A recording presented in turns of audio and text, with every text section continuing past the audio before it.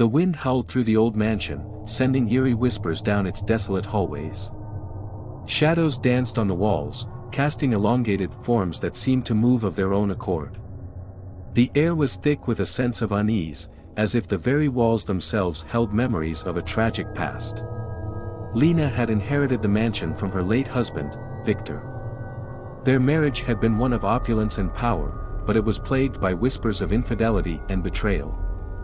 Victor had been a charismatic man, his charm masking a darker side that only Lena had come to know. As the mistress of the mansion, Lena was now surrounded by echoes of her past, echoes that seemed to grow louder with each passing day.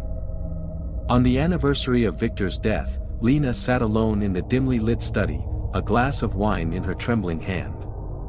She gazed at the portrait of Victor that hung on the wall, a man with sharp features and piercing eyes that seemed to follow her every move.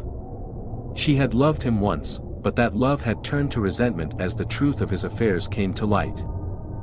As the clock struck midnight, a chill swept through the room, causing the candles to flicker. Lena's heart raced as the temperature dropped, and a voice, faint yet distinct, seemed to whisper her name. Lena. She glanced around, her eyes wide with fear. "Who's there?" she stammered. The voice came again, a haunting whisper that seemed to come from all directions. "Lena, you cannot escape me." Lena's breath caught in her throat. She knew that voice, it was Victor's. But how could that be? Victor was dead, buried in the family plot behind the mansion.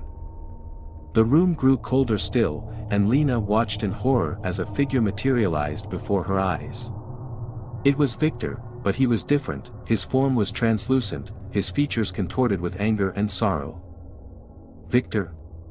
Lena's voice trembled. "You thought you could be free of me, Lena." Victor's voice was a mixture of anguish and rage. "You thought death could keep us apart."